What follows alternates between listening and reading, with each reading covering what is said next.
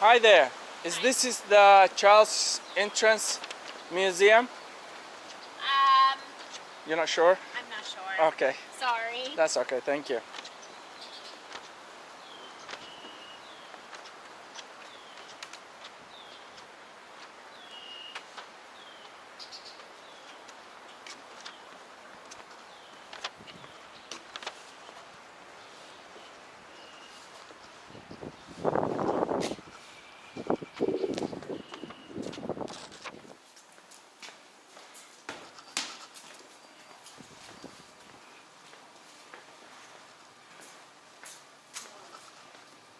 So this is the Nichols car. It was built by one of the sons of the Nichols company, and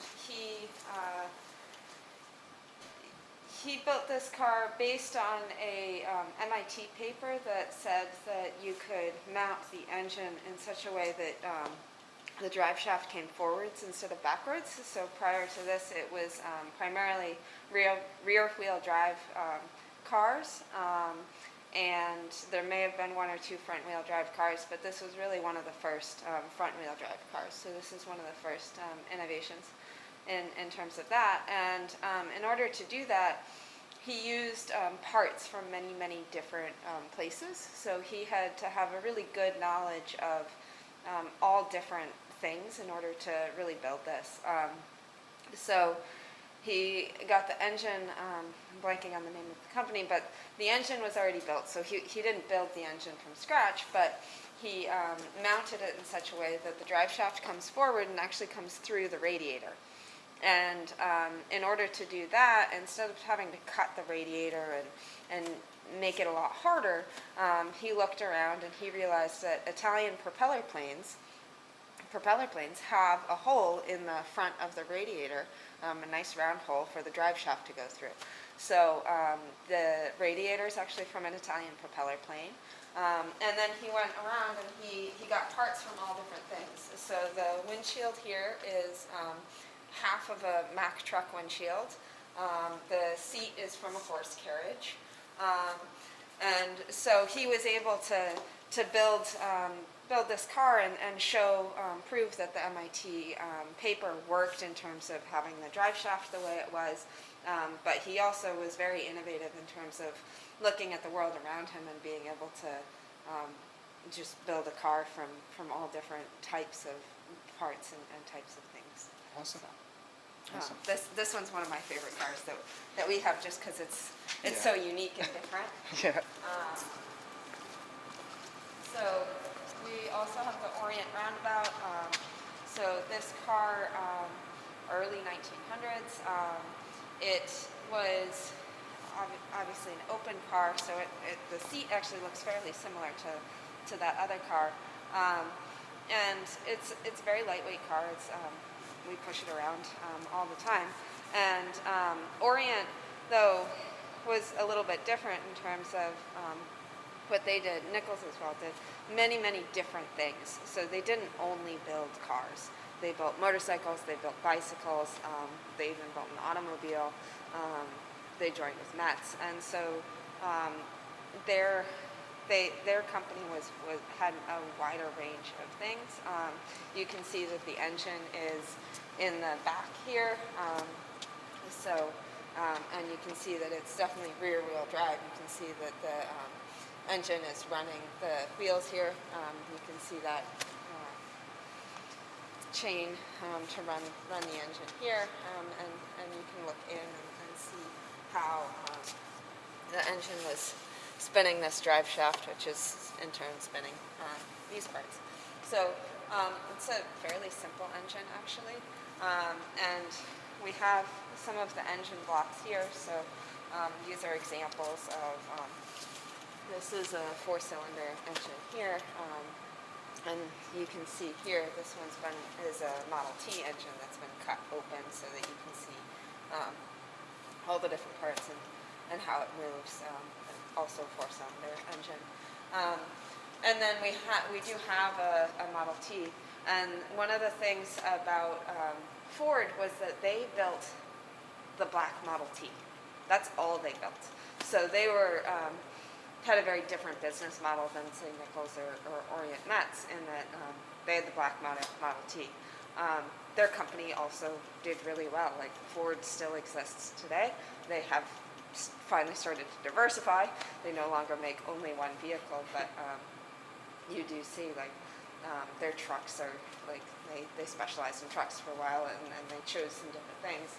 And you can see with the old cars, so the engine is in the front, but the drive shaft then goes to the back, and these are the wheels that are getting the power. And with the old cars, you actually sat on the gas tank. And so the seat would be here, and you would actually lift the seat up to get into the gas tank. So that's something that's a safety feature today that we don't do that anymore. There's heat barriers and all these things to keep us from the gas tank. But it's also interesting in terms of thinking about the safety standards of the time and what they were dealing with. Like, now we're starting to get into electric cars, and so you can make some comparisons in terms of, we don't really know what are the safety features we need, and so we're, like, the car companies are doing tons of testing and trying to figure that out, and obviously the car companies figured out that sitting directly on your gas tank wasn't the most safe of options. So it's kind of interesting to make those comparisons and see how innovations over time can change, and that we can still look back to some of these innovations and help make decisions in how we're building things today. Okay. Yeah. I think we take a lot for granted, but it shows we have come from a long way. Yeah. Any questions on? No, actually. So after building this car, is there another brand that they built at the same time during those years? So for a long time, Ford did Model Ts, and that's what Ford did. They did start doing, like, the Model A, and they had a few different cars, but they primarily built Model Ts for quite a long time. I don't remember exactly when that changed. I'm trying to remember. My grandfather has a poster with all the different Ford, like, Model Ts and stuff, and how they changed over the years, and I'm just not picturing the change. I understand. But also, Ford wasn't a local Waltham company, so we focus more on the Waltham companies. But we also like making the comparison of Orient Metz being, they were the primary company for building Olympic bicycles in the early 1900s, 1901, that time period. They were the primary bicycle people, but then they also dabbled in cars and airplanes, and they were quite a successful company, but they did eventually discontinue. So. Okay. Is there another one you would like to show us? So these are the cars that we have. We do have one other vehicle, and that is the fire engine. Okay. So this is a horse-drawn fire engine.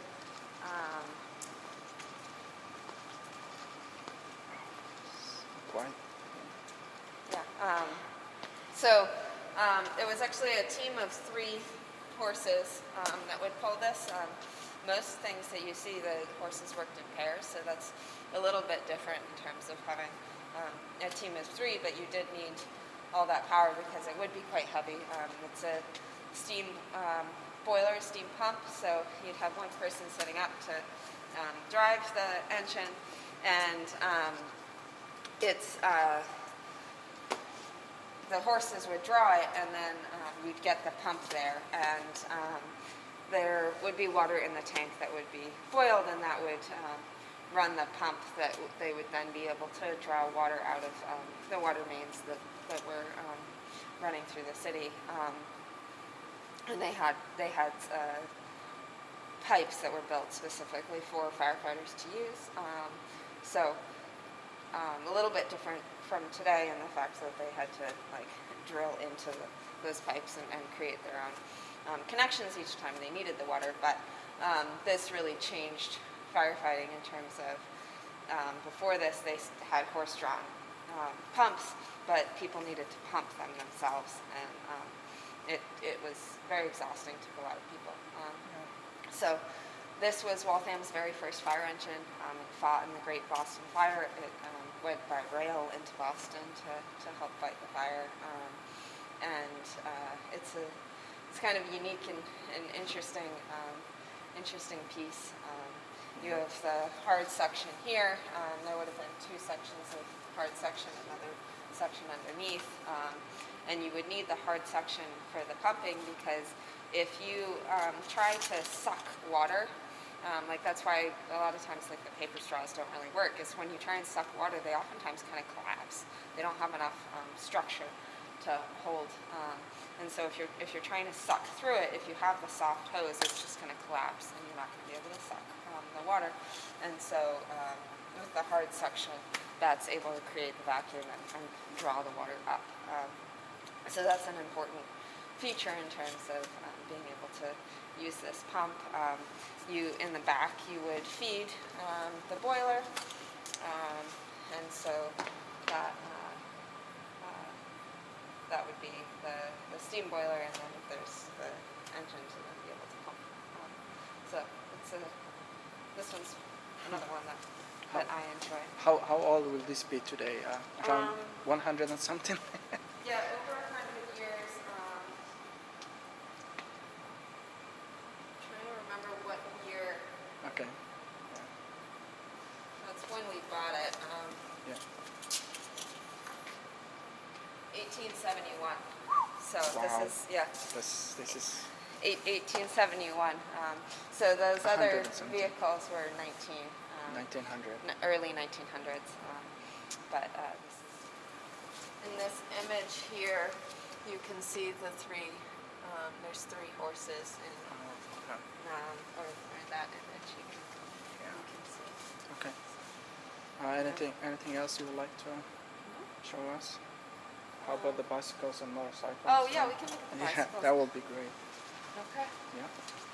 Thank you for the tour. Wow, it's a lot of things. So Metz Orient did bicycles as well, and they had a lot of innovations in terms of making the bicycles such that the Olympians wanted them, because prior to this they had solid plates, solid gears, and those are much heavier.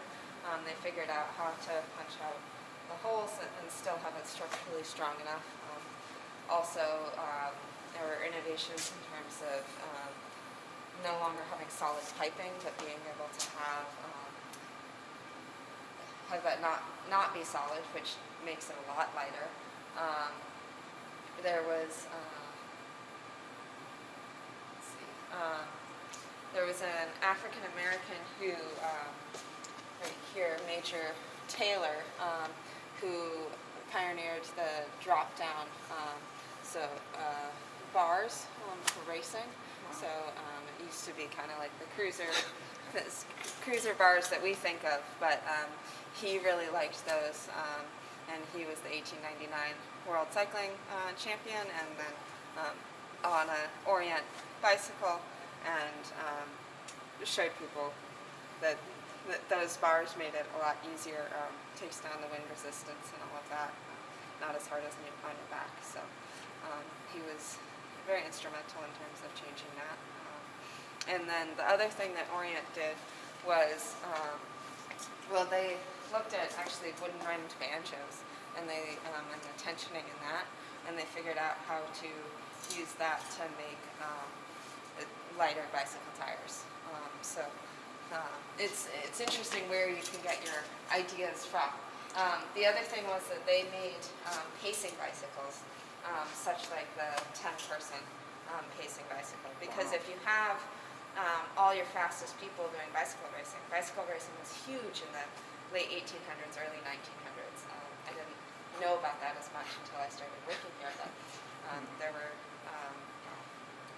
places to race bicycles in Waltham and Concord. all around, and people came from many, many different places to do it. But if you have all your fastest people racing, then you need to have someone that can go faster than that. And now we typically have like a motorcycle or a car in front, but at the time you didn't have anyone who's like faster than the fastest person, and so by having more people on a bicycle, although at some point they did figure out that no matter how many people you added to the bicycle, you just couldn't go any faster.